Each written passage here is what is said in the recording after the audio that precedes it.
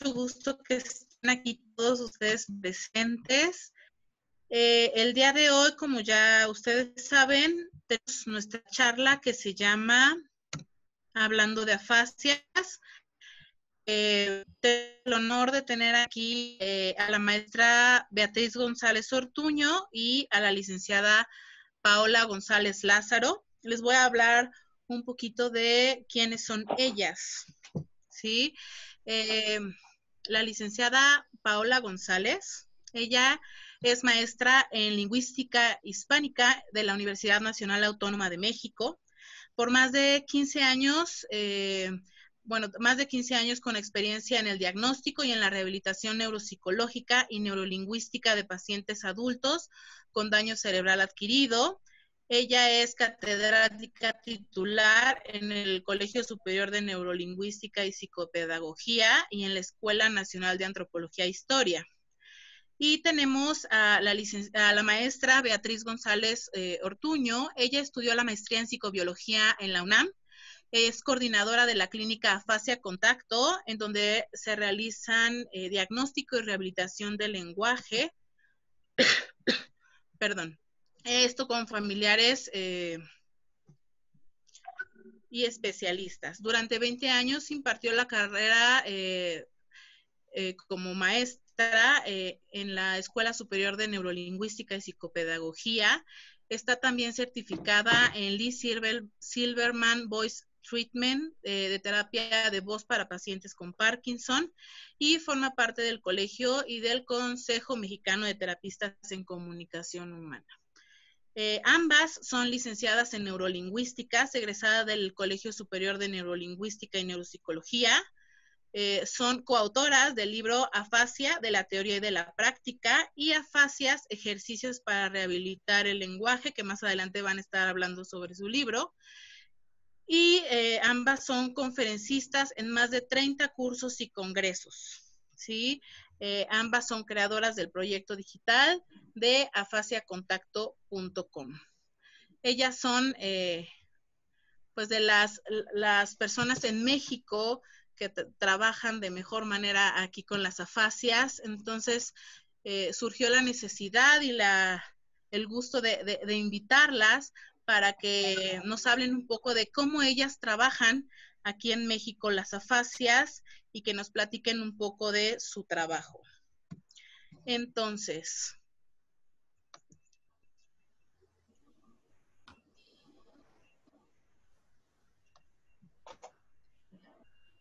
aquí les presento a la maestra Beatriz González. Hola, buenas noches. Hola, Beatriz. ¿Qué tal, Elo? Muchas gracias por esta invitación. Aprovecho para agradecerte.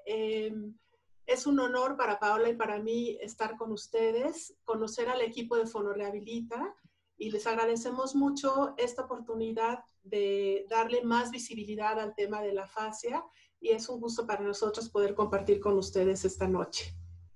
Quiero hacer nada más un pequeño comentario. Lo que leíste son nuestros currículums, digamos, del pasado. No está tan actualizado, pero bueno, forma parte de las actividades que hemos realizado. No actualmente, no hoy día, pero es, digamos, un poquito de nuestra historia. Muy bien. Y les presento también a la maestra Paola González. Muchas gracias, y bueno, pues eso, reiterar el agradecimiento de poder estar hoy con ustedes compartiendo lo que trabajamos, especialmente en este mes, ¿no? Que estamos haciendo una labor muy intensa por darle visibilidad a lo que es la afasia. Entonces, pues plataformas como estas nos permiten seguir logrando este objetivo. Gracias. Muy bien, entonces, pues ahorita vamos a tener una dinámica un poco movida. Les voy a estar haciendo algunas preguntas a ustedes, que esto se vuelva como una mesa redonda. Los invito también a todos ustedes a que nos escriban sus dudas o cualquier pregunta que quieran hacerle a las maestras. Entonces, para empezar, y porque sé que hay personas también aquí que no se dedican a la rehabilitación del lenguaje, sino son son familiares de algunos pacientes. Me gustaría que nos platicaran en primera instancia qué es una afasia y quién puede tener una afasia. Bueno, la afasia es un trastorno del lenguaje que se adquiere después de una lesión cerebral. En este sentido, todas las personas en realidad están expuestas a tener un trastorno cerebral, una lesión cerebral, vamos, que dé como consecuencia una afasia. Por etiología, la etiología más común de las afasias son los eventos vasculares cerebrales, que estas son interrupciones en el flujo sanguíneo del cerebro, que normalmente se dan ya sea por una hemorragia o por una oclusión, ¿no? Los infartos cerebrales. Por esta razón suele ser que sea un tanto más común, digamos, en adultos mayores, pero también es cierto que en épocas más recientes, digamos, es cada vez más común encontrar adultos jóvenes que por diferentes causas, como pueden ser el sedentarismo, el estilo de vida, ¿no? El fumar, el tener también como malos hábitos alimenticios, ¿no? Mucha cantidad de estrés, ha provocado que pues también en adultos como digo, jóvenes se presente con más, con mayor frecuencia, ¿no? Una segunda causa también son los accidentes automovilísticos, por ejemplo, golpes fuertes en la cabeza, ¿no? Entonces, pues como digo, esto es algo a lo que en realidad todos estamos expuestos y puede suceder en cualquier momento. Ok, muchas gracias. Listo, yo tengo otra pregunta.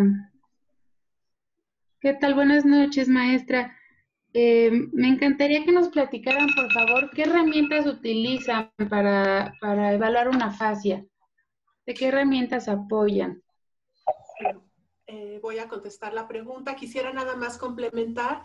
Todos estamos expuestos, pero hay ciertas características que son, digamos, de mayor prevalencia o que van a ser unas condicionantes de mayor incidencia. Por ejemplo, el sobrepeso, la diabetes, la hipertensión, y por eso también queremos insistir no solo en la visibilidad de esta condición, sino sobre todo en nuestro país, en lo que es la prevención, que podamos prevenir todas esas. Tenemos primeros lugares en obesidad, en hipertensión, en diabetes. Entonces, en la medida en que podamos evitar esas condiciones, podremos evitar los eventos vasculares cerebrales y podremos evitar también lo que es la afasia. La pregunta es entonces, ¿cómo evaluamos? Pues tenemos varias herramientas. Lo principal que utilizamos es la herramienta clínica.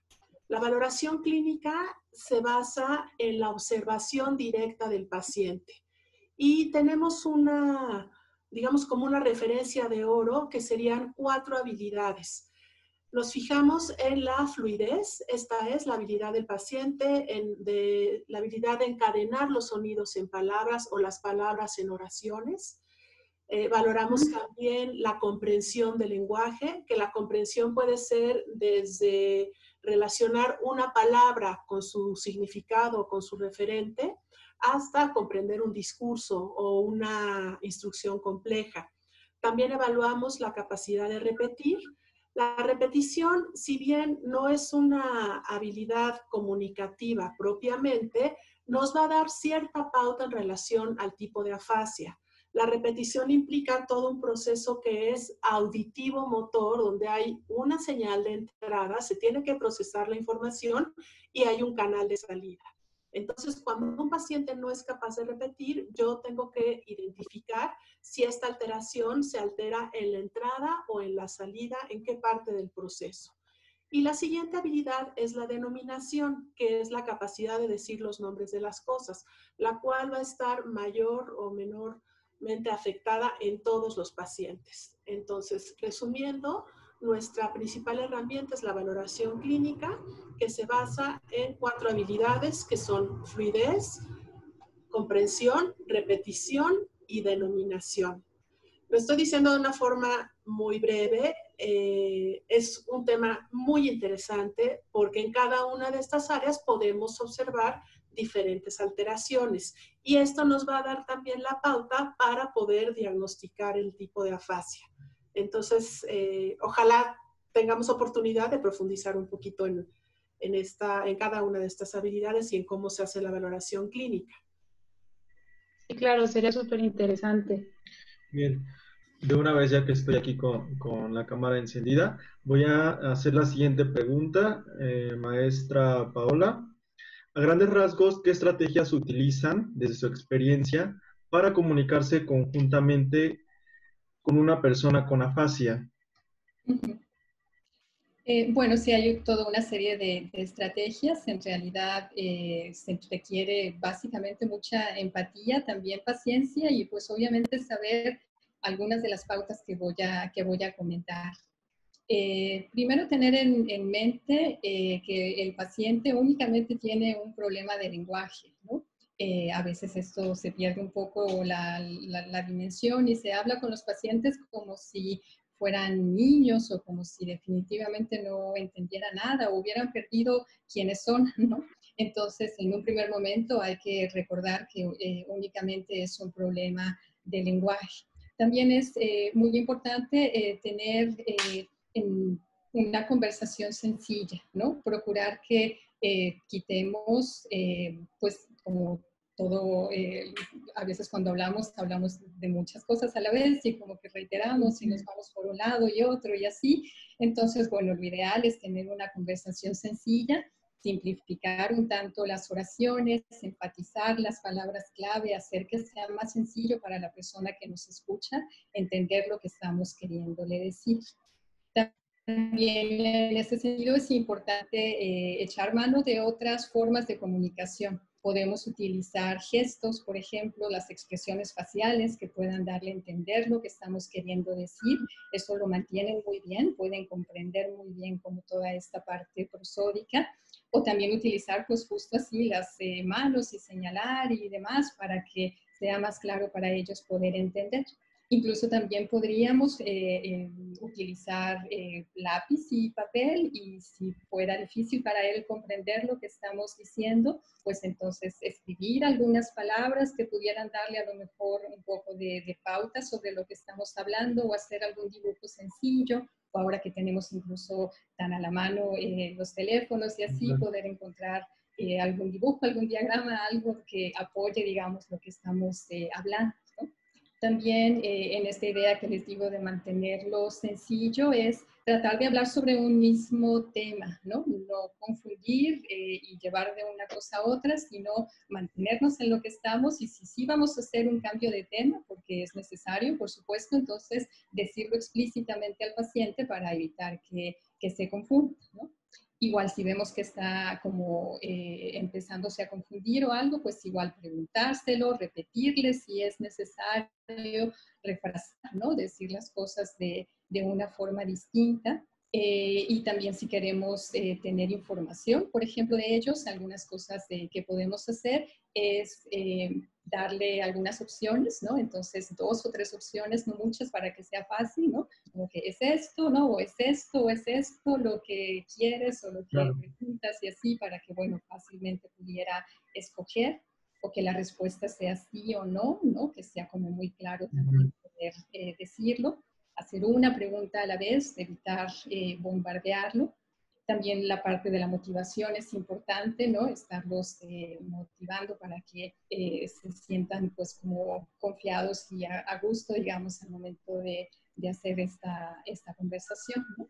Entonces, bueno, a grandes rasgos, digamos, son cosas que hay que tener en mente. Esto, por ejemplo, si les interesa este tema en especial, los puedo referir en nuestra página web. Tenemos materiales donde viene como este tipo de información resumida en una infografía y la pueden descargar, ¿no? Y la pueden obviamente utilizar con los familiares, con los mismos pacientes o la gente que quieran que se entere lo que es la afasia y cómo pueden comunicarse con ellos, ¿no? Entonces la pueden buscar, como les digo, en nuestra página, que es afasiacontacto.com / ¿no? material descargado. Creo que por ahí la tiene Betty para Sí, que la puedan... a ver, Súper. sí. Por ejemplo, este mes justamente nos hemos dedicado a compartir este tipo de infografías. La idea es que sea en un lenguaje muy sencillo, que sea información concisa y que pueda ser accesible para los familiares. Por ejemplo, esta es la de definición de afasia. No sé si... Y también Sí, sí. hay la que comenta Paola, que son sugerencias para poder comunicar, y vienen con pictogramas, con lo cual hace también más sencillo que los familiares lo puedan comprender y bueno, lograr que la comunicación sea lo más funcional posible, ¿no? Sí, súper interesante. La verdad es que en lo personal sí me he encontrado con familiares que les dejan de hablar, ¿no? Como tienen un problema de lenguaje y la comunicación para ellos no es efectiva, simplemente les dejan de hablar, ¿no? Entonces yo creo que es importante que les hagamos saber esto y qué mejor que es con una ayuda de material. Claro, claro. Ahora, la idea es que los pacientes sigan, o sea, se reintegren en la medida de lo posible, no solo en su ambiente, en su relación de pareja, en su ambiente de familia, lo que pensamos también idealmente en una reintegración a nivel social, que pues también ahí insistimos muchísimo porque hay un desconocimiento total y en ese sentido los pacientes son discriminados. ¿Por qué? Porque pueden pasar o por borrachos o por deficientes mentales. Lo digo con todo respeto, pero esto es algo a lo que nos enfrentamos todos los días. Como sociedad, digo, nosotros estamos aquí en este tema, pero como sociedad no estamos, digamos, entrenados a una discapacidad adquirida de este tipo. ¿A qué me refiero? Que son personas que son adultos, como ustedes y como yo, que un buen día adquieren y a consecuencia de un daño cerebral tienen esta dificultad.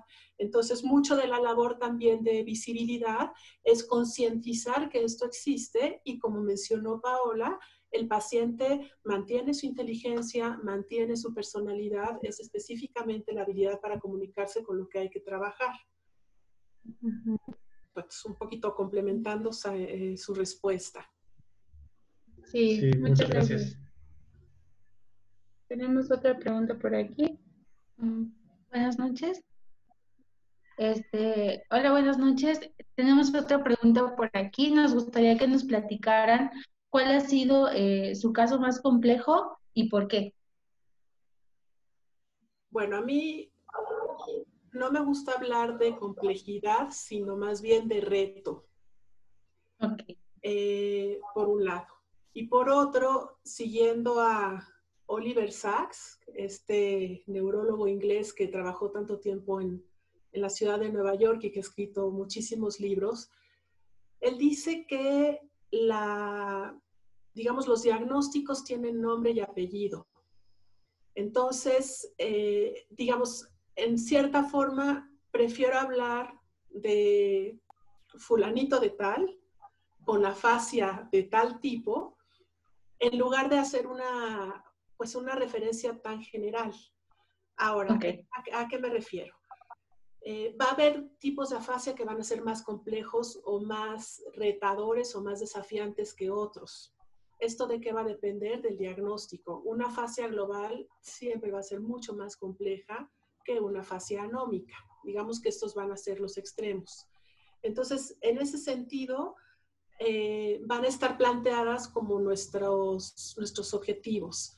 Me gustaría también subrayar que el objetivo de toda terapia del lenguaje es lograr la comunicación funcional. ¿Qué quiero decir con esto? Que el paciente logre expresar y logre comunicar lo que desea, digamos, si tiene alguna necesidad, algún dolor, algún sentimiento, que todo esto, que es, digamos, lo básico, esté cubierto. Y a eso voy, digamos, a la pregunta, porque una afasia global es un paciente que tiene afectadas las 4 habilidades que mencioné antes. Es un paciente que no tiene fluidez, que no comprende, que no logra comprender ni siquiera cuando te estás dirigiendo a él, no tiene, por lo tanto, la capacidad de repetir y ni la capacidad de denominar. Entonces, esto vuelve mucho más difícil, digamos, el trabajo. Entonces, De manera general, te podría decir que los casos más complicados podrían ser los de afasia global. Y también tenemos que tomar en cuenta que estamos hablando de cronicidad. Tenemos pacientes que fueron diagnosticados hace más de 20 años y que han hecho Claro. más llevadera su vida. Pero sí, bueno, digamos como que se han reinventado. Pero bueno, eso también siempre va a ser digamos, un reto, y porque no es, digamos, porque no llegan a hacer la comunicación que tenían previamente. No sé si me explico. Sí, por supuesto. Sí, muy, muy claro. Sí, entonces en ese sentido, pues me gustaría también nada más decirte que un paciente que puede ser un gran reto es una afasia global. Ahora, también Muy bien. habría que ver todos los asegúnes y variables que hay alrededor, o sea, habría que ver si tiene posibilidad de tener terapia, si tiene apoyo por parte de su familia, si tiene algún tipo de comorbilidad, es decir, no nada más tiene afasia, sino también tiene una alteración motora o también tiene una condición psiquiátrica. Entonces, en ese sentido es que tendríamos que ver cada caso en particular, pero de forma general, pues la afasia más difícil sería la afasia global.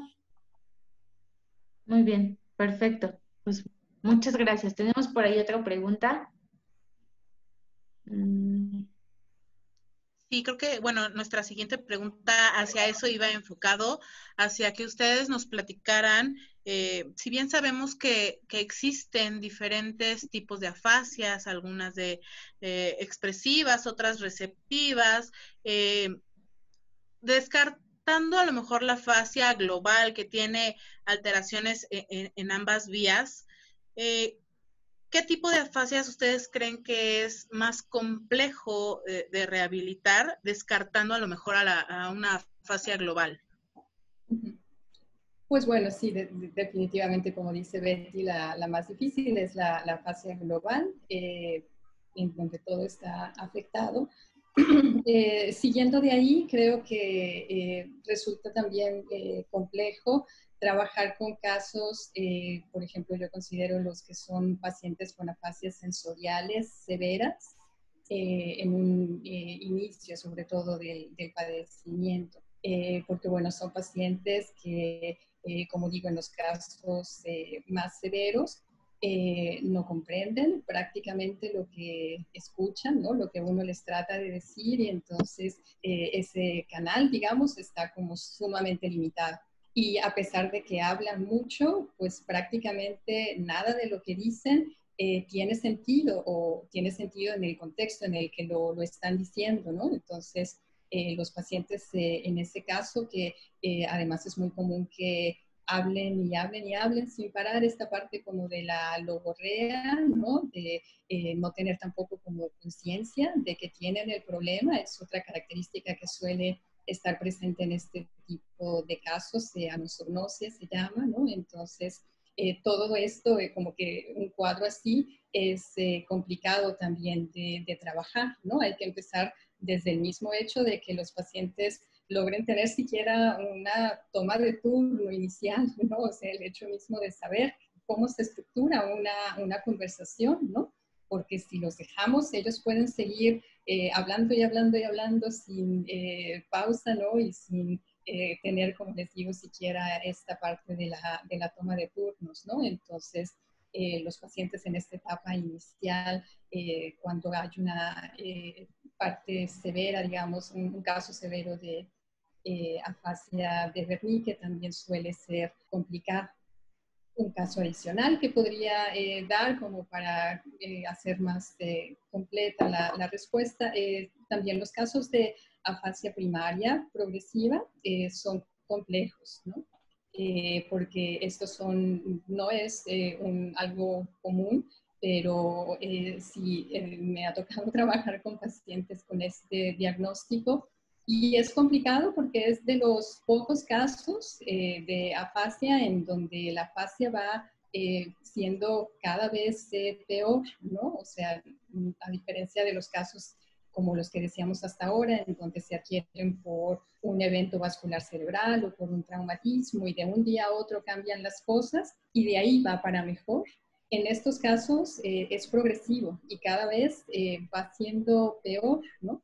Y además, de poco en poco, al principio solo se afecta el lenguaje, pero después empiezan a afectarse otras habilidades cognitivas también, y entonces ya luego se afecta la memoria y se afecta como el razonamiento y la ubicación y la atención, ¿no? Y entonces son casos pues obviamente muy complejos porque pues más que tratar de restaurar, lo que se tiene que hacer es compensar, ¿no? O sea, el mayor tiempo posible mantener y después buscar estrategias compensatorias y terminan siendo como más bien aumentativo y alternativo para tratar de que el paciente pues logre comunicarse de alguna forma, ¿no?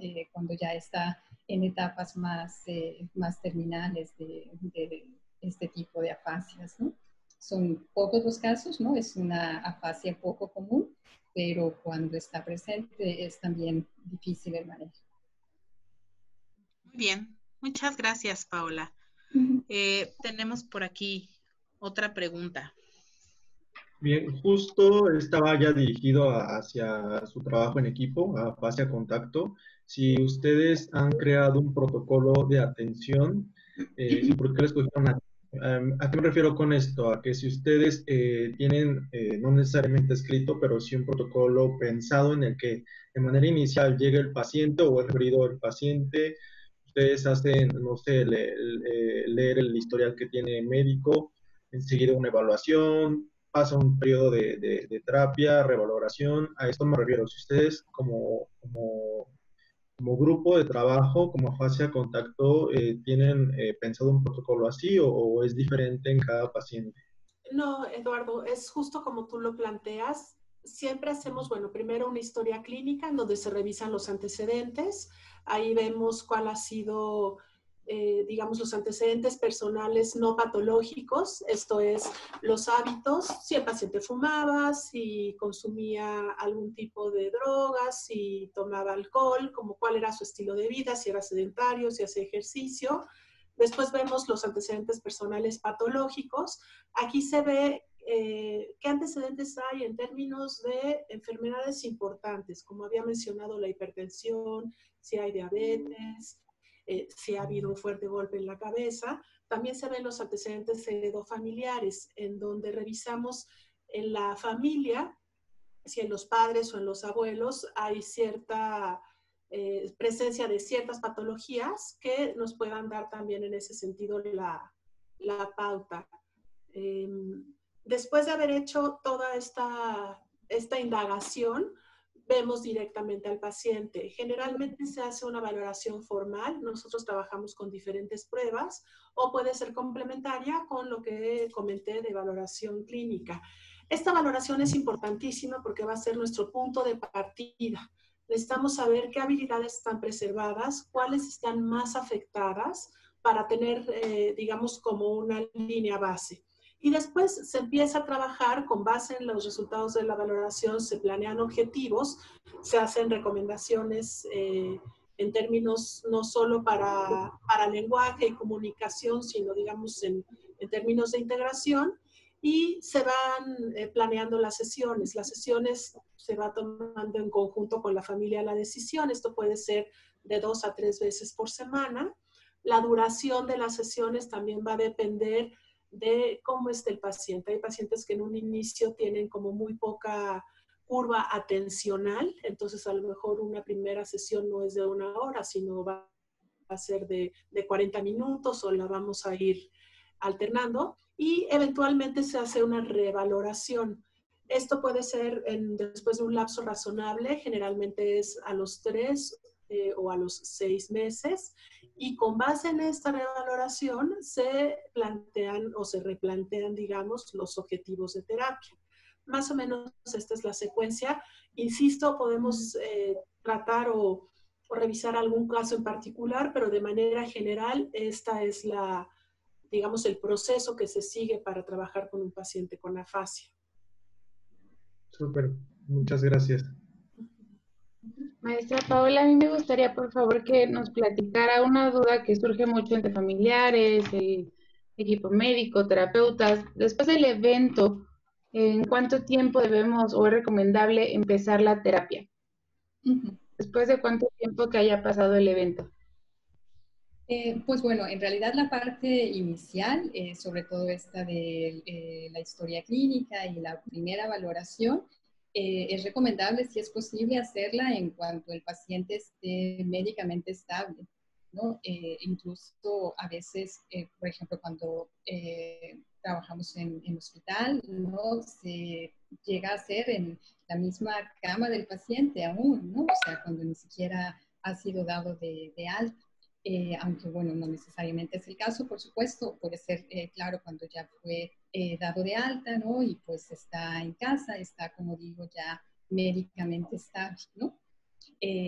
Así, haciéndolo de esta manera, pues se aprovecha al máximo este primer momento de la rehabilitación, que es donde se pueden observar muchos avances iniciales. Esto se llama la recuperación espontánea, ¿no? El periodo de recuperación espontánea. Es justo después de que existe el daño cerebral, el cerebro, las neuronas empiezan a reorganizarse, ¿no? Gracias a la plasticidad cerebral, ¿no? Empieza pues este proceso justo de reorganización del funcionamiento del cerebro, y entonces aquí en este lapso inicial, como digo, se pueden dar avances de manera más evidente. Entonces, si se puede aprovechar este periodo y desde ese momento empezar la terapia y empezar pues justo la estimulación y los ejercicios, pues es de lo mejor, ¿no? Claro que si no es posible, porque pues no en todos los casos hay esa posibilidad, no es algo que sea necesario, vamos. Igual por la experiencia clínica sabemos que los pacientes siguen mejorando años después de que tienen la lesión, ¿no? Entonces no es, como insisto, un impedimento que haya pasado tiempo para poder empezar la terapia. Puede ser un poco más difícil en el sentido de que a veces ya después de que pasa más tiempo, los pacientes tienen ciertas pues como malos hábitos, digamos, o como muletillas ya muy instauradas, ¿no? Que entonces resulta un tanto más difícil cambiar, pero como insisto, no es un impedimento, y nos queda claro a partir del trabajo con tantos pacientes, vamos, que es posible observar avances años después de que inicia la fase. Perfecto, muchísimas gracias. Muy bien. Tenemos otra pregunta por aquí que de igual manera tiene que ver con el tiempo y que pues igual cuando el paciente se dice que va a iniciar terapia, pues nos cuestionan mucho. ¿Por cuánto tiempo y con qué frecuencia se recomienda la terapia en los pacientes? ¿Pueden platicarnos un poquito sobre esto, por favor? Sí, esa es una pregunta también que siempre van a plantear los familiares y que yo les digo que es la pregunta de los 64,000, ¿no? Generalmente cuando entregas el reporte, ese es, digamos, algo que siempre se pone sobre la mesa. ¿Cuándo se va a recuperar? Entonces, bueno, ahí también a mí me parece importante que consideremos muchas variables, que estas, insisto, no solamente va a ser el tipo de afasia, sino la comorbilidad, el apoyo, la frecuencia, la constancia que tengan también, porque de pronto la familia cree que con depositarlo en la terapia es suficiente y no te vuelven a ver hasta una semana después. Pues el lenguaje es 24 horas, o sea, la terapia del lenguaje es constante, porque el lenguaje está en nuestra vida todo el día. Entonces, en ese sentido, la frecuencia se va decidiendo en conjunto con la familia. ¿Y cuándo vamos a dar de alta a un paciente? En el momento en que su comunicación sea lo más funcional posible. Ahora, hay muchos casos de éxito en este sentido, e incluso hay pacientes que son muy conscientes de su recuperación y se involucran al grado de, llegan y te dicen, se me dificulta concretamente esto, se me dificulta conjugar los verbos, se me dificulta hablar de usted. O, por ejemplo, tenía un paciente que tenía un reto enorme porque tomaba los pedidos, trabajaba en un restaurante y tomaba los pedidos por teléfono. Imagínense el reto cuando todo el mundo tiene muchísima prisa, entonces tiene que recibir el mensaje, tener como un registro, digamos, anotarlo, y bueno, todo esto va a una velocidad que sin haber tenido un daño, es algo que implica mucho esfuerzo.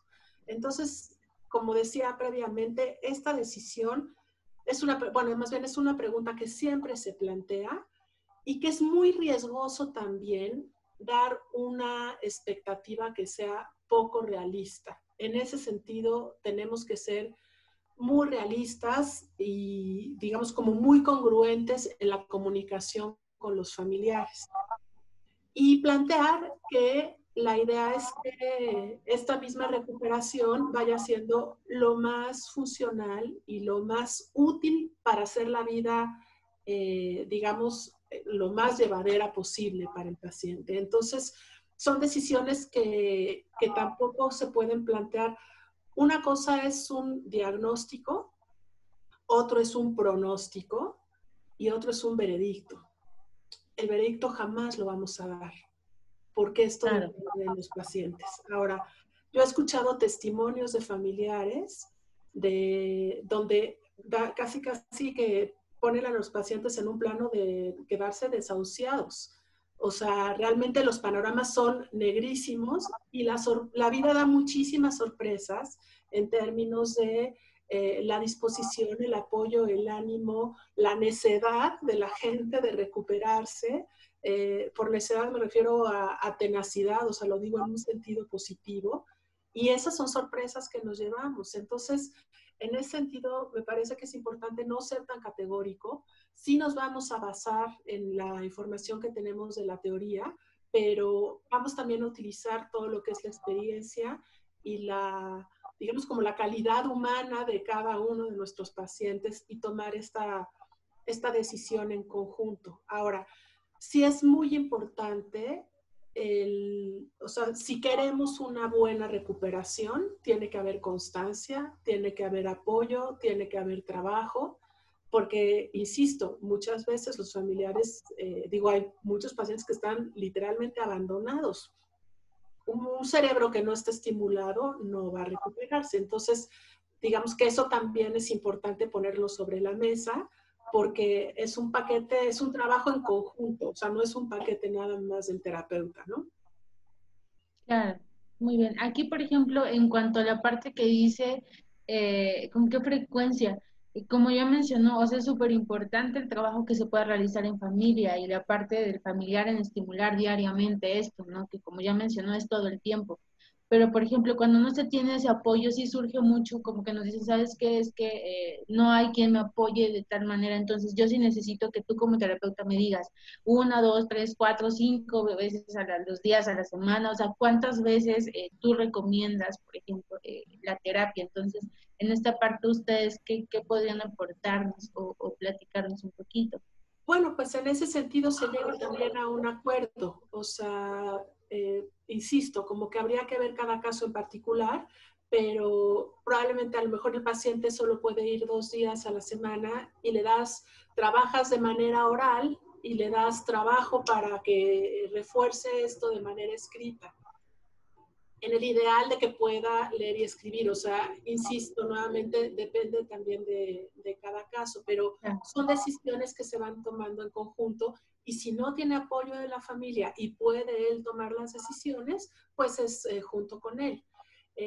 Ahora con todo este tema del COVID, pues ha habido experiencias muy similares, ¿no? En términos o sea, trabajamos con pacientes de forma remota, de forma virtual, pero igual son pacientes que hay de todo, pero puede ser un paciente que no tiene ni siquiera el apoyo de alguien que esté junto para que le enseñe cómo familiarizarse con la tecnología. O sea, como que son situaciones que nos vamos a encontrar siempre. Y por otro lado, hay familias que son las más solidarias, las más apoyadoras, y bueno, hay de todo. Ahora, también en ese sentido, creo que hay que hacer equipo y contar, ahora sí que contar con lo que tenemos y aprovecharlo al máximo. Algo que hemos visto también, lo comento, igual lo vamos a comentar después, es el sentido de comunidad.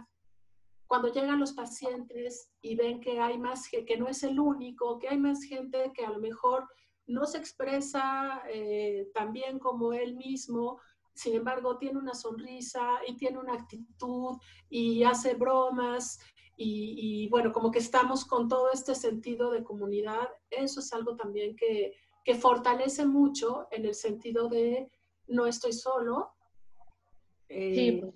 ¿no? O sea, somos muchos, estamos en el mismo barco y bueno, eso también fortalece y vuelvo a insistir, a eso va también toda nuestra labor de difusión, justo, para que también se pueda esto en los consultorios, en los hospitales, digo, ahorita es un poco complicado, pero crear este sentido de grupo, ¿no? Que podamos coincidir y que podamos convivir con pacientes que tengan la misma condición que yo y donde puedo identificarme y donde puedo pasar un rato agradable y donde puedo reír, ¿no? Esa parte me parece también que es importante. En el caso de que no tenga el apoyo de mi familia, encuentro una comunidad y un grupo en donde tengo ese apoyo y esa sensación de pertenencia. Perfecto, pues muchas gracias. Vamos a pasar a otra pregunta. Nada más, Beatriz, ahorita que estás diciendo que formar grupos de pacientes con las mismas condiciones, me hiciste recordar los tiempos en los que yo hice mis prácticas, donde en el Hospital General justamente teníamos un grupo de varias personas jóvenes, aproximadamente entre los 24 y los 35 años de edad, donde no saben que de verdad qué bonito grupo se formó, porque se apoyaban, se daban consejos, se contaban chistes, cuando uno llegaba triste también se apoyaban, y ¿qué te pasa? Digo, en su forma de expresarlo, ¿no? Pero el apoyo era fenomenal.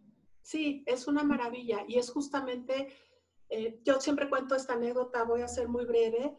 Cuando hace 20 años que tuve oportunidad de conocer Fundafasia, la Fundación Argentina de Afasia, me invitaron a un taller de conversación. Hablo con la directora, Silvia Rubio, ella es argentina, entonces toda regañona, pero ¿y por qué no has venido? Bueno, finalmente me invita al taller de conversación y de entrada la invitación se me hizo muy absurda, pero si son afásicos, o sea, como que un taller de conversación, desde el título se me hizo así como hasta falta de respeto. Y la reunión fue, el tema que se puso sobre la mesa, iba a haber un día feriado, entonces tenían que tomar la decisión si ese día feriado hacían un picnic o iban de visita al jardín japonés. Y había unos 10 pacientes de todo tipo y color y cada quien a su manera pudo votar y pudo expresar y al final de la sesión se tomó la decisión de qué se iba a hacer ese día. Y me pareció maravilloso justamente esto que decimos, la sensación de grupo, de vamos hacia el mismo lado, tomamos una decisión y bueno, como que esa ha sido parte de la inspiración para mi trabajo toda la vida, ¿no? Esta parte del grupo es fundamental y es algo que realmente pocos pacientes tienen acceso. O sea, también me ha tocado que hay pacientes que su única salida a la semana es a la terapia. O sea, no hay más. Entonces, pues sí se vuelve una responsabilidad enorme todo lo que podemos aportar en ese sentido, ¿no? Muy bien, pues sí, es muy interesante y ojalá todos los que trabajamos con las afasias tuviéramos la oportunidad de estar en algún grupo con ellos. Pero bueno, pues siguiendo con las preguntas, vuelvo a decir, sabemos que si pudiéramos dividir en dos grandes grupos a las afasias, hay afasias receptivas y afasias expresivas. En cuanto al tratamiento y en cuanto a qué diferencia existe entre el abordaje en una afasia receptiva y una afasia expresiva. Pues bueno, claramente el abordaje es muy distinto, ¿no? Porque son pues justo tipos de afasias muy, muy opuestas, ¿no? Entonces, en cada una de ellas hay que encontrar qué es lo que está afectado. Eso es muy importante también, ¿no? En las afasias expresivas, que normalmente nos referimos aquí a la fascia de Broca y a la fascia motora transcortical, pueden estar afectados diversos niveles. Entonces, como digo, hay que saber ubicar muy bien cuáles están o no afectados, ¿no? En qué medida, para también trabajarlos adecuadamente. Entonces puede estar afectado ya sea a nivel fonético, fonológico, que tiene que ver con la parte propia de la articulación, ¿no? La pronunciación y también la selección de los fonemas en el contexto de la palabra que corresponde. Puede estar afectada también la parte morfosintáctica, que es algo sumamente común y característico, además de la fascia de Broca, ¿no? En donde la dificultad está para seleccionar los morfemas y también la estructura gramatical de las oraciones. Entonces, pues bueno, es una parte que se trabaja también de forma muy común en las afasias así expresivas. O también puede estar afectada la parte más bien discursiva, ¿no? Como esta capacidad que va más allá del nivel de la oración en el sentido de cómo estructurar propiamente una conversación, una idea más compleja,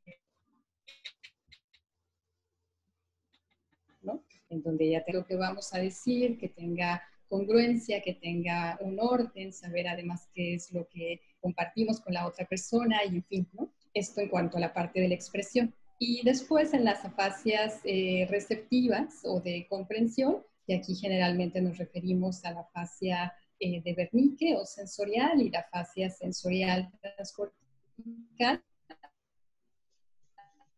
pues de nuevo hay que en cualidades y de los niveles de la comprensión es el que está afectado. Si está afectado en nivel fonológico, aquí se refiere en el sentido de que no se tenga una buena discriminación de los fonemas, que los pacientes no distingan adecuadamente un fonema de otro, que suelen ser tan cercanos entre ellos, ¿no? O puede ser también una dificultad en el nivel léxico, que lo que les cueste trabajo a los pacientes sea identificar las palabras aisladas. Entonces, en este sentido, puede ser que tengan, pues ya digo, una dificultad para relacionar la palabra con el objeto o la acción o la persona a la que designan. También puede ser una dificultad morfosintáctica, ¿no? Entonces, ahí es una dificultad para entender las relaciones que se establecen por la morfología y la sintaxis, ¿no? No es lo mismo, por ejemplo, decir el gato persiguió al perro que el perro persiguió al gato, ¿no? Mismas palabras, pero de diferente orden, y con esa diferencia ya cambia completamente el significado. Hay pacientes que tienen dificultad ahí. O la última opción puede ser una dificultad más bien en el sentido igual discursivo, ¿no? Como comprender ya la totalidad de un discurso, poder como resumir o inferir, conclusiones, ¿no? O de afasia, ¿no? Como en el otro. Como insisto, lo importante es poder discriminar en qué punto, en qué parte, ¿no? En cuál de estos niveles lingüísticos está la dificultad, para también poder hacer un tratamiento adecuado, ¿no? En el sentido de que diseñemos y escojamos actividades que vayan específicamente encontramos disminuidos. Muchas gracias. Creo que acabas de decir algo muy importante, que creo que es la base del tratamiento, que no es tratar a los usuarios como recetas de cocina, ¿no? O sea, si un paciente tiene a lo mejor solamente anomias, ¿no? No ponerlos a solamente decir los números y cantar, ¿no? Que tristemente nos hemos topado con muchos tipos de terapias así, ¿no? Entonces, muchas gracias por abrir todo este panorama y recalcarnos que es muy importante conocer a nuestro paciente y trabajar por objetivos, ¿no? Muchas gracias. Maestra Beatriz, hablando específicamente de su libro, a mí me encantaría que nos platicara en el libro, y retomando la pregunta anterior, ¿hay algún apartado donde justamente vengan actividades para trabajar las afasias receptivas, un apartado para trabajar las afasias receptivas? ¿Tienen algún apartado así en su libro? Sí, bueno, mira, el libro surge, nos tardamos 5 años en escribirlo, y todos son ejercicios que han sido trabajados con los pacientes. O sea, surgen de las dificultades y de la digamos, la necesidad o la habilidad que hay que entrenar. Para quien no lo conozca, aquí está. Hicimos este formato, que es un formato como de un cuaderno de trabajo. La portada la hizo Arturo de la Serna, que es un paciente que es restaurador de obras de arte, es una acuarela. Entonces, vale mucho la pena, como aquí viene la historia del paciente, y bueno, ese es así como lo pusimos como una especie de homenaje. Y sí, el libro está planteado con la idea de tomar en cuenta las características de nuestro idioma. Entonces está por niveles lingüísticos. Y cada nivel lingüístico están las actividades por orden de complejidad. Entonces, al principio vienen los fundamentos de rehabilitación, consideraciones generales, cómo se puede también plantear un pronóstico, y están divididos en 3 partes. Son las alteraciones de la expresión, las alteraciones de la comprensión y la rehabilitación de la anomia. Entonces, son más de 250 actividades. La verdad es que en ese sentido nos ha ido muy bien. Y no estamos hablando tanto de diagnósticos, sino de habilidades lingüísticas. Entonces tú, cuando vas a utilizar el libro, te vas a basar más que nada, insisto, en las características clínicas que tiene tu paciente para ver cuál es el ejercicio que va a ser de mayor utilidad. Hicimos un formato que está muy padre, porque viene al final. Cuando me preguntaban cómo era el protocolo o el proceso de rehabilitación, aquí yo voy anotando, vienen las hojas de registro. Entonces viene qué habilidad se trabajó, voy a poner cómo le fue al paciente y en qué fecha lo trabajé.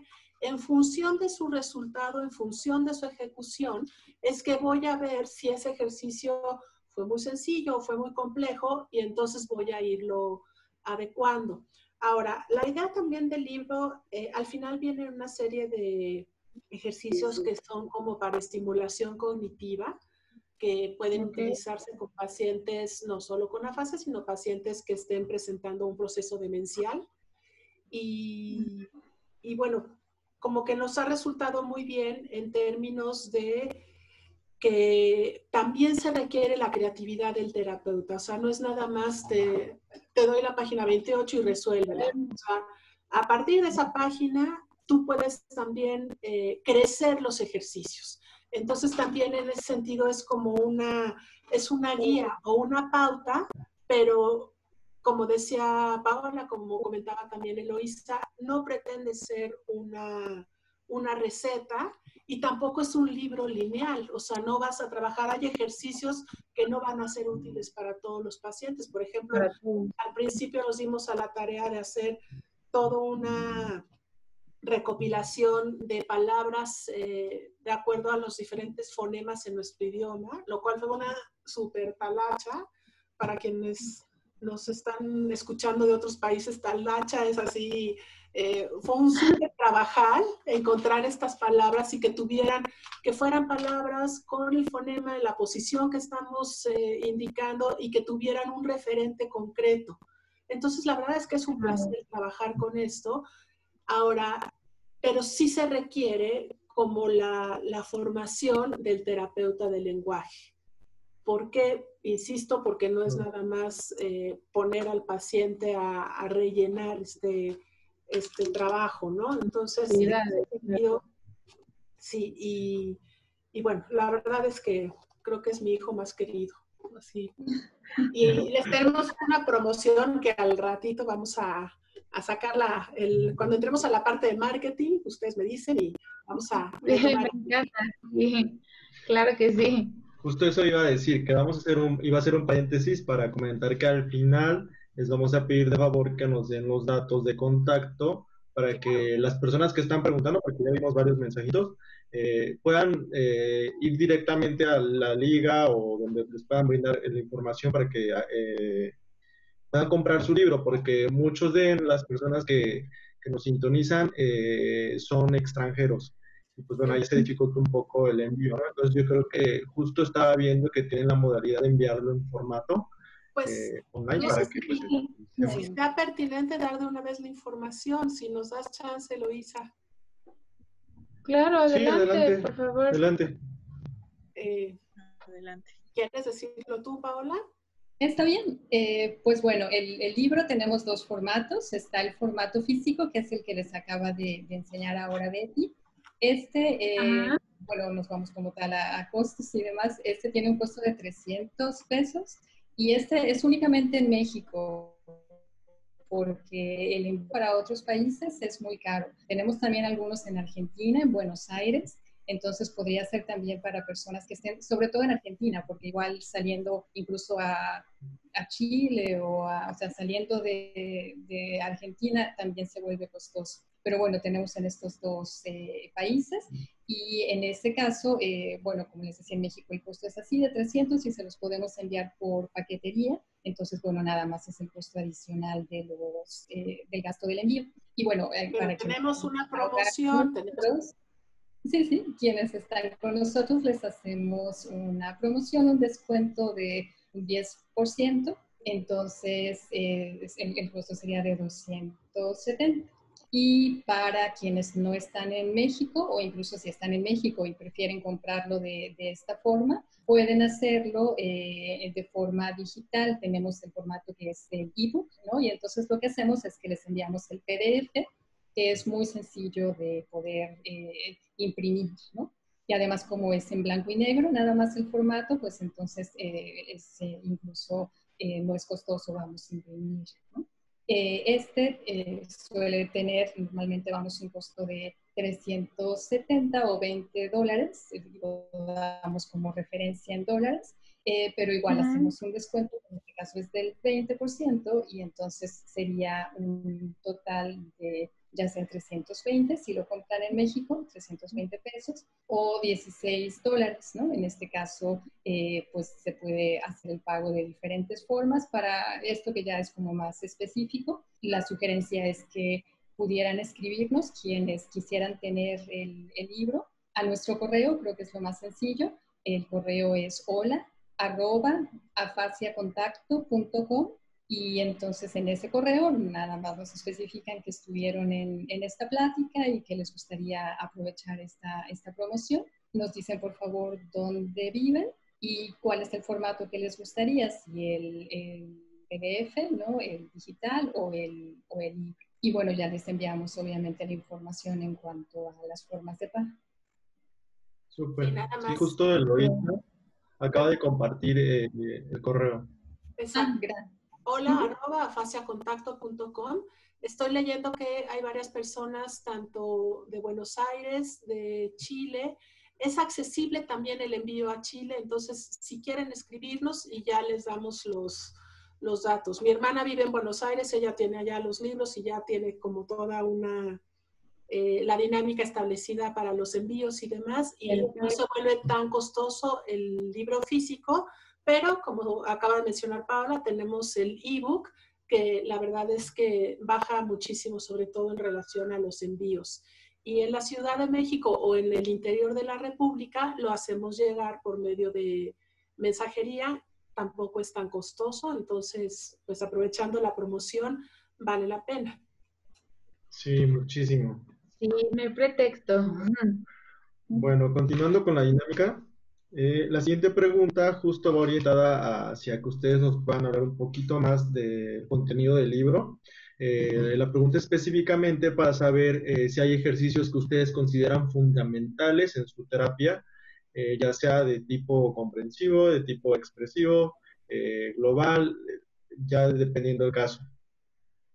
Pues en realidad esto depende completamente de cada paciente, ¿no? Volvemos al punto que hemos mencionado, que no se trata como de un libro lineal, ¿no? Que se haga, pues ahora sí que de principio a fin y ya con eso tenemos la rehabilitación y mucho menos, ¿no? Aquí de lo que se trata es de conocer al paciente, de tener una valoración, una guía, ¿no? Saber cuáles son las habilidades que tiene afectadas, en qué grado, Y entonces en ese sentido están como los ejercicios puestos por secciones, muy similar a lo que estaba explicando en la pregunta anterior que les comenté, ¿no?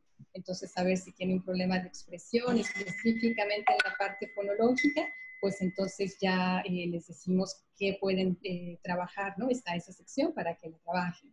O si tiene un problema de comprensión en la parte morfosintáctica, igual está esa sección y ahí vienen un montón de ejemplos y de ejercicios, ¿no? Y pues ya ustedes los pueden aplicar y pueden, de nuevo, como decía Betty también, echar a andar como a partir de ahí la imaginación y demás, y pues viéndolos siempre pasa que surgen como ideas adicionales, ¿no? Y ya sea que pongan ejercicios de más o pongan algo que sea similar, ¿no? Y pues ya se nos ocurre otra cosa que para nuestro paciente sabemos que le va a funcionar y así. Entonces, pues, esto, insisto, depende mucho de cada paciente, ¿no? Y en realidad, pues creo que prácticamente para todos hay algo, ¿no? Hay alguna sección que funciona. Lo único que habría que comentar es que si es más específico, digamos, para pacientes que tienen afasias de moderadas a leves. Para los casos que son muy severos o las afasias globales, no está pensado, para ese tipo de pacientes, porque los ejercicios sí suponen que los pacientes tienen un nivel mínimo, digamos, de lenguaje, ¿no? A los más sencillos, el paciente tiene que poder producir alguna cantidad de lenguaje, ¿no? No está, como digo, diseñado en este caso para casos muy severos en donde prácticamente no hay nada de lenguaje, o para afasias globales, pues igual en donde tanto la expresión como la comprensión están muy dañadas, ¿no? Entonces, pues solo hacer ese comentario, pues si alguno tiene el caso de ese paciente en particular y lo quisieran el libro para eso, pues sí saben que no es el caso, pero para todo el resto del tipo de las afasias, y como digo, sobre todo de moderadas y bueno, ya hacia más ligeras, hay muchas actividades que se pueden utilizar. También la sección justo de denominación, que es toda la última parte, se puede usar prácticamente con todos los pacientes, ¿no? No todas, de nuevo, ¿no? Pero ciertas partes, sobre todo, por ejemplo, los ejercicios de fluidez y también los de por contexto facilitador. Eso se utiliza mucho porque, como decíamos también en algún punto, todos los pacientes con afasia tienen en cierta medida dificultades en la denominación, ¿no? Entonces, siempre en algún momento de la rehabilitación de los pacientes trabajamos denominación, ¿no? Entonces, por eso esta sección con ejercicios de denominación, pues es algo a lo que siempre, de lo que siempre echamos mano. Vamos. Claro, muchas gracias. Sí. Muy bien, buena pregunta. Sí, claro, una muy, muy importante y que pues siempre nos cuestionan. ¿Cuánto tiempo o en qué tiempo consideran que un paciente llegó a un grado máximo de rehabilitación? Donde dicen ya no se puede avanzar a lo mejor más. ¿Qué es necesario saber para poder determinar esto? Bueno, hay diferentes variables que inciden en la recuperación. Ahorita las voy a comentar. Aquí es importante tomar en cuenta la plasticidad cerebral, que es esta capacidad que tiene el cerebro de seguir aprendiendo a pesar de la edad y a pesar del daño. Entonces, digamos que jamás diría que llegamos a un tope, jamás. Entonces, empezando por ahí. Ahora, hay diferentes variables. ¿Cuáles son? En relación al daño cerebral, depende, digamos, del tamaño de la lesión. Conforme menor sea el tamaño, la recuperación o el pronóstico va a ser mejor. Lo tengo aquí en una tablita. Otra variable en términos neurológicos es la comorbilidad. Va a tener un mejor pronóstico un paciente que solamente tenga afasia, a diferencia de un paciente que tiene afasia y tiene un proceso de demencia y tiene una hemianopsia, que es la inhibición de un hemicampo visual. O sea, conforme más puro sea el diagnóstico, mejor va a ser el pronóstico. Otra característica es el tipo de afasia. Una afasia, digamos, más benigna, como es la fascia anómica, va a tener un mejor pronóstico que una fascia global. Y por último, la etiología. Dependiendo por qué te dio, si esto es por un evento vascular, por una cuestión cardiogénica, viene el origen es del corazón, o es un fuerte golpe en la cabeza, esa causa también va a incidir. Ahora, en cuanto a los antecedentes personales, la edad es un factor determinante porque está relacionado con la plasticidad. Mientras más joven eres, tienes una mayor probabilidad de recuperarte. También depende el género. Aparentemente las mujeres tenemos mejor pronóstico que los hombres. Esto no es concluyente, pero es digamos, está sometido a discusión. Otro antecedente importante es el nivel lingüístico. Un cerebro que ha estado estimulado y que ha estado, digamos, una persona que estudió un postdoctorado y que habla 3 idiomas, va a tener diferentes interconexiones y diferente estimulación que alguien que es analfabeta. Entonces, digamos que esas características en términos tanto lingüísticos como de oportunidad educativa o de interrelación en términos laborales también van a determinar el pronóstico en relación a un daño cerebral. Y también viene el entorno y el aspecto emocional. Un paciente que está apoyado, que cuenta con un entorno o con una red social, digamos, cercana, va a tener un mejor pronóstico. Y finalmente, el acceso a la rehabilitación. Un paciente que asiste a rehabilitación va a tener un mejor pronóstico que un paciente que no tiene terapia. Entonces, en resumidas cuentas, digamos que sí va a haber variables y no diría jamás que hay un tope. Digamos, en términos y justificado por el concepto de plasticidad cerebral, siempre va a haber una posibilidad de seguir mejorando, seguir aprendiendo y vuelvo a insistir, de hacerlo más funcional y la vida lo más llevadera posible, ¿no? Va en ese sentido la respuesta. Perfecto, muchísimas gracias, nos dejó muy, muy claro. Muchas gracias. De nada. Y yo tengo una última pregunta. Me gustaría que por favor nos platicaran su experiencia con la musicoterapia y con el yoga en pacientes con afasia. ¿Ustedes podrán platicarnos algo de esto? Sí, maravilloso. Maravilloso, en primer lugar, porque son actividades grupales. Y también en términos, bueno, en primer lugar quiero hacer mención. El consultorio de afasia contacto en la Ciudad de México está en un edificio. En el mismo edificio está Shala Prema, que es un centro de yoga. Entonces hicimos una comunicación y digamos, un acuerdo con ellos y empezamos con esto que le llamamos yoga afasia. Ha sido algo hermoso porque, bueno, ya verán las fotos, los invito a que vean, hace ratito ponía yo por ahí tanto la página como en las redes sociales, lo que es Facebook y sobre todo en Instagram, hay fotos de este trabajo. Entonces, cada quien se realiza los movimientos en función de sus posibilidades físicas. Entonces, hay quien hace yoga con bastón, hay quien hace yoga en silla de ruedas, hay quien lo hace sentado en una silla.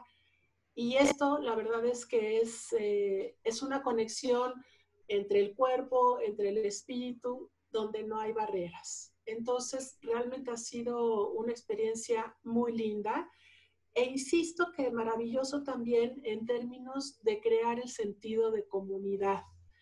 Ellos en Shala Prema han sido sumamente sensibles yo también participo de la clase y yo me considero absolutamente un tronco, o sea, y de alguna manera es una clase como muy adaptada a la posibilidad y ¿cómo les diré? La flexibilidad y pues el cuerpo y el movimiento de cada quien. Entonces, estamos muy contentos porque ha sido una actividad sin precedentes. No conozco ningún otro país en el mundo en que se trabaje ese tipo de yoga y el resultado ha sido, o sea, los pacientes están encantados y esperamos retomarlo pronto. Y lo de musicoterapia, hay bastante fundamento en relación a la participación del hemisferio derecho. Como ustedes saben, el lenguaje está asentado en su mayoría en el hemisferio izquierdo. Sobre todo lo que es, digamos, como toda la parte, digamos, el contenido está en el hemisferio izquierdo, pero lo que es la melodía, lo que conocemos como prosodia, la musicalidad del lenguaje, está en el hemisferio derecho. Ese es el fundamento para trabajar. Ahora, nuevamente, lo de musicoterapia empezamos a trabajarlo con Daniel Torres, que él es musicoterapeuta, él se formó en Argentina y está a cargo también de toda la parte de terapia con la música en la Universidad Nacional Autónoma de México. Y con él empezamos a trabajar de dos maneras, de forma individual, y empezamos a ver un resultado maravilloso. Él lo que hace es llegar con el paciente y preguntarle una canción que le guste. Y sobre esa canción empieza a trabajar, pero con cada paciente se trabaja una habilidad distinta. Por ejemplo, hay quien trabaja articulación, hay quien trabaja memoria, hay quien trabaja prosodia justo con la canción. Y por otro lado tenemos la actividad grupal, que es divertidísima porque también cada quien, aquí no se trata de que cantes bien o mal, o sea, se trata de participar y es un juego y es algo muy divertido. Y tengo videos de pacientes con afasias motoras severas que no logran articular una palabra, sin embargo pueden cantar canciones completas. Esto es, es muy conmovedor, es muy emocionante y también es, digamos que es un trabajo muy esperanzador en términos de ofrecerles una posibilidad que apoye estas terapias que se llama la melódica entonacional, que justamente tiene su fundamento en la música y en el trabajo del hemisferio derecho. Entonces, pues esperamos retomarlo pronto. Ya ahorita hemos implementado ya diferentes cuestiones como para estar en una distancia. O sea, la pena es que son actividades grupales. Entonces, vamos a ver de qué manera los podemos retomar, pero han sido trabajos fantásticos. Desafortunadamente, lo de la música lo empezamos recién en enero de este año. Tenemos bastantes evidencias y testimonios. Quisiéramos también de alguna manera formalizarlo en términos, digamos, como aterrizarlo y tener como una bitácora, y esperamos que lo podamos retomar, pero la verdad es que es un trabajo divertidísimo y que uno cree que está trabajando nada más lenguaje, y es lo que pasa en la yoga y con otro proyecto que tenemos también de arte, se trabaja muchísimo. Y es increíble ver cómo cambia también la actitud de los pacientes al estar en el grupo y ya no estar como tan formales. E incluso nosotros como terapeutas, como que nos cambiamos como que te bajas de tu lugar y estamos en una posición mucho más de igual a igual y mucho más relajada, y eso da una posibilidad muy bonita también para mejorar la comunicación, aunque no fuera, digamos, el objetivo principal. Paradójicamente, pues va repercutiendo en todas las habilidades, ¿no? Increíble, claro. Increíble. Ojalá, sí, ojalá esto se pueda replicar y los invito a echar un ojito a lo que hemos hecho hasta ahora y la verdad es que sí, padrísimo. Claro que sí, me encanta todo lo que están haciendo. Sí, muy padre. Una labor muy bonita. Tenemos algunas preguntas. Sí. No creo que por tiempo nos dé, no creo que por el tiempo que ya llevamos nos alcance a contestar todas, pero me gustaría que nos contestaran algunas preguntas. Ajá. No sé si quieras elegir o te las leemos o... Las tienes tú también ya, Paola, si quieres escoger alguna. Aquí estoy abriendo el chat y aquí está. Diagnóstico diferencial tiene la afasia, creo que es la primera pregunta que veo. Pues bueno, hay varios diagnósticos diferenciales, ¿no? Debe diferenciarse, por ejemplo, de problemas nada más motores, como es la apraxia, o de problemas nada más sensoriales, como es una sordera o una sordera verbal pura, también de problemas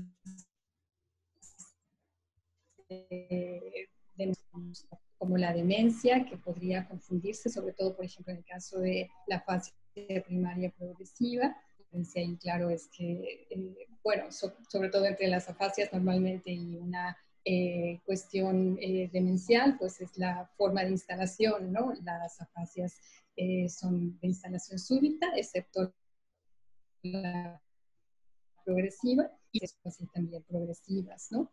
O también está la diferencia con problemas incluso como paranoias, ¿no? Que se puede confundir con estos pacientes que explicaba hace rato de Wernicke, muy agudos, ¿no? En donde pues parece que realmente no entienden nada y dicen cosas muy incoherentes, ¿no? Entonces quien no está familiarizado podría decir el paciente que no entiende nada y que más bien está como fuera de sí en un sentido de, pues así ya digo, de una paranoia, de una cuestión mental, ¿no?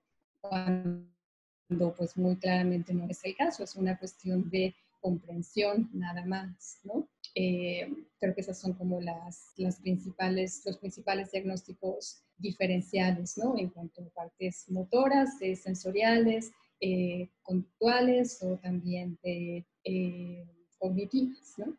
No sé si tú ya viste otra vez y en lo que buscas. Muchas gracias. A ver, aquí hay una pregunta, si el paciente perdió la mitad de la visión, trabaja con ellos.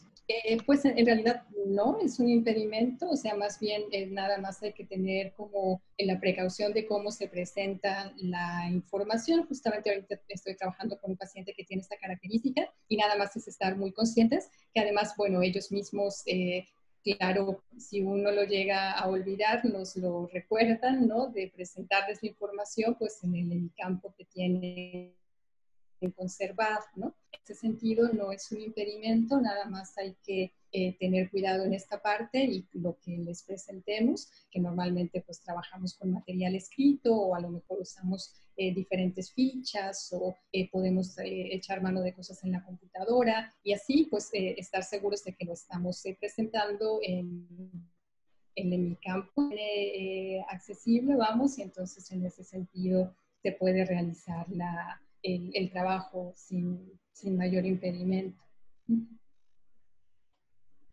Sí, aquí hay otra pregunta en cuanto a la interdisciplina con un psicólogo o con un psiquiatra. Desafortunadamente, no muchos especialistas de otras disciplinas, como decíamos, conocen lo que es la afasia. Sin embargo, sí va a ser muy importante el trabajo en términos del apoyo en el área afectiva emocional.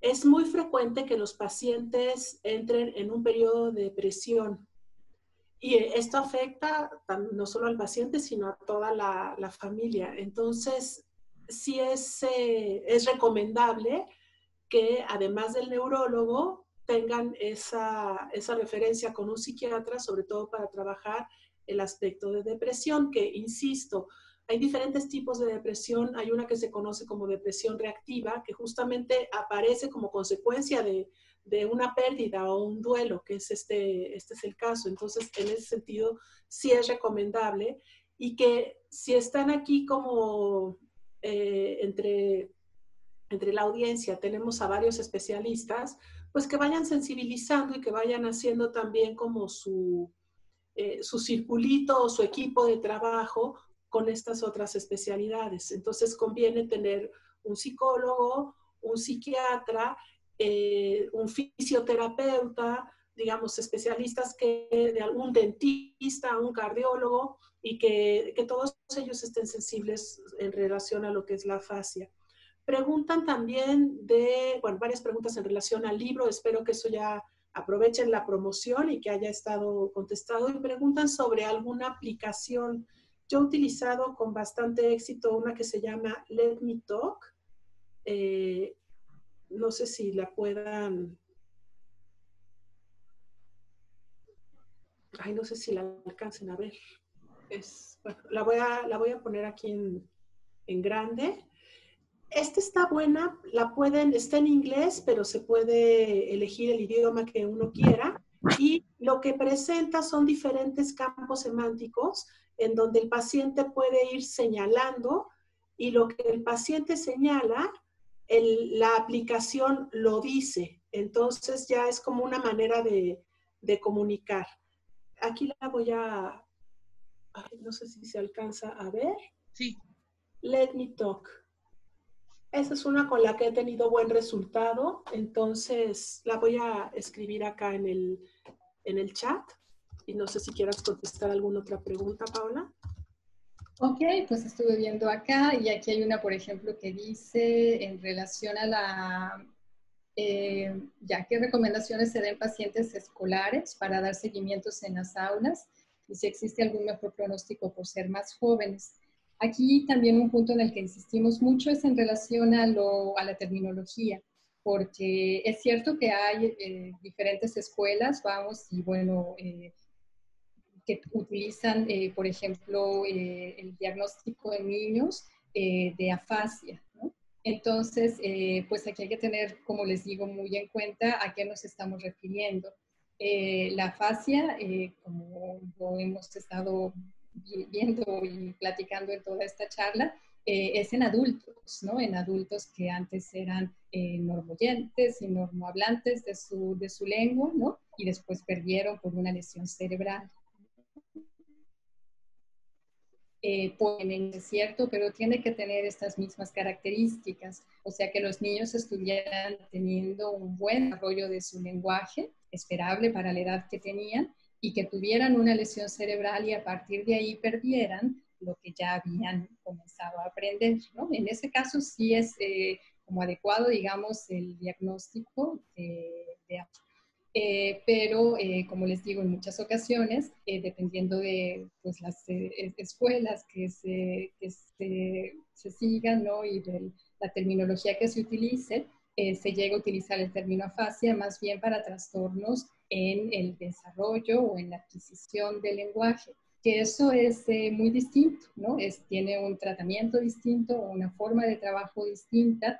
También por eso es que dice acá de el seguimiento de las aulas y demás, pues todo esto es como un punto aparte, ¿no? Porque es hablar de problemas en el desarrollo del lenguaje y no problemas adquiridos, ¿no? Entonces, pues espero que haya quedado como clara esta distinción.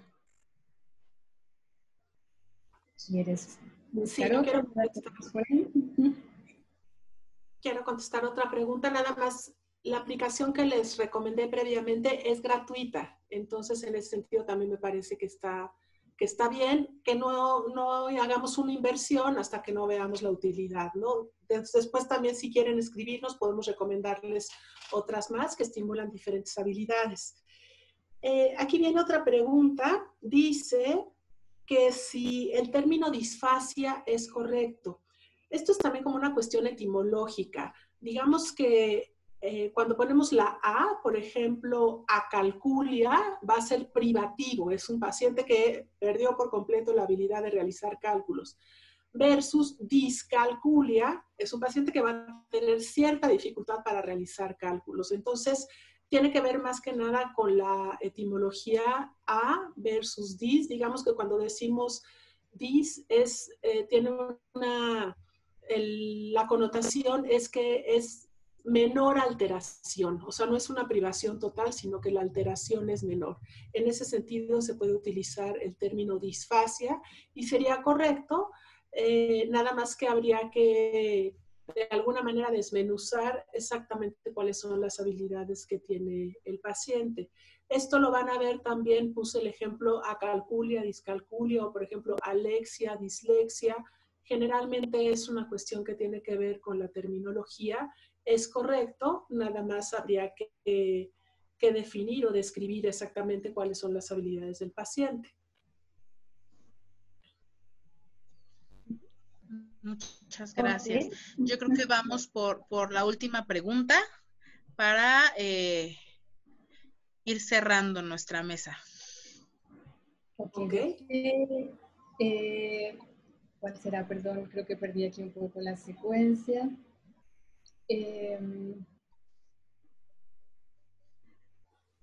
En alguna preguntaban acerca de las pruebas que utilizamos, digo, ahorita no la encuentro, pero la recuerdo para poder, como dices, cerrar. Entonces, algunas de las pruebas, como comentaba Beatriz, pues lo que más nos gusta utilizar son la valoración clínica, y la prueba, digamos, que más utilizamos normalmente es el Western Aphasia Battery, la WAB. Esta está estandarizada igual al español, es como muy sencilla de aplicar, ¿no? Es fácil de aplicar prácticamente con todos los pacientes, y al final nos da un diagnóstico como tal de los diferentes tipos de afasia, ¿no? Aquí considera la afasia de acuerdo con el modelo neoconexionista, entonces puede ser afasia de Broca, motora transcortical, afasia sensorial, motora sensorial, mixta transcortical mixta, o también anómica o global, ¿no? Son como las diferentes opciones. Y entonces, bueno, es como, ya digo, muy ágil de aplicar. Valora básicamente la fluidez en el lenguaje, la comprensión, la denominación, la repetición, el lenguaje escrito. Entonces, esta es la prueba que más solemos utilizar. Y también la complementamos con otras, dependiendo de cada caso para los pacientes, y si queremos tener más información de alguna parte en particular, ¿no? Por ejemplo, el token test, si queremos tener más información acerca de la parte de la comprensión del lenguaje, o el test de denominación de Boston, si queremos ver de forma un tanto más fina justo esta habilidad de denominación, ¿no? O también el cuestionario sobre el estudio de las afasias, que más bien es como muy en la parte gramatical fina, ¿no? Entonces, esa parte también la podemos valorar adicionalmente, ¿no? Entonces, bueno, estas son como que a grandes rasgos las pruebas que más solemos utilizar. Bueno, yo quisiera nada más complementar esta información. Todo esto que es el aspecto teórico de la afasia, de qué es, cuáles son los tipos, cómo se diagnostica, todo este aspecto, inclusive la parte afectiva, emocional en relación a la familia, está en este libro. Este libro lo escribimos, lo publicamos en el 2012 y surge justamente porque no había bibliografía en castellano. Siempre estábamos con la traducción, la fotocopia, el artículo, y bueno, también nos tomó 5 añitos y realmente está bastante completo. Entonces, se los recomendamos mucho. Este es de Editorial Médica Panamericana y profundiza todo lo que hemos estado comentando aquí. Digamos, este es un foro bastante dinámico, como que no da para profundizar, pero también los invitamos a ver nuestra página. Tenemos también ya la escuela en línea, en donde los temas justamente son las consideraciones generales, cómo es la valoración, cómo se diagnostica y cómo se rehabilita. Entonces también pueden acceder a esta escuela en línea y bueno, vamos a tratar de seguir manteniéndonos en contacto y con diferentes cursos e información, pero prácticamente todo lo que hemos comentado esta noche está tanto en la página como en nuestras redes sociales.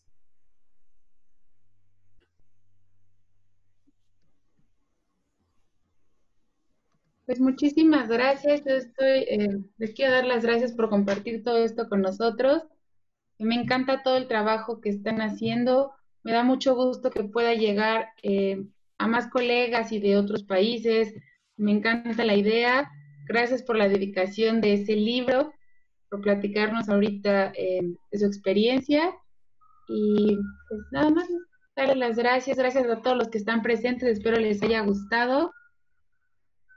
Debemos reconocer que la maestra Beatriz y la maestra Paola han sido referentes para nosotros en el trabajo con nuestros pacientes con afasia. Entonces, Sí. para nosotros, llegar al punto de poder tenerlas como invitadas ha sido algo muy agradable, muy, podríamos decirlo que enriquecedor en nuestra formación y como equipo de Fonorehabilita. Les agradecemos muchísimo que se hayan dado el tiempo de poder atender pues esta invitación y pues muchas felicidades. La verdad es que seguiremos siendo pues muy seguidores estrechos de su trabajo, del material que realizan, porque nos es de mucha utilidad.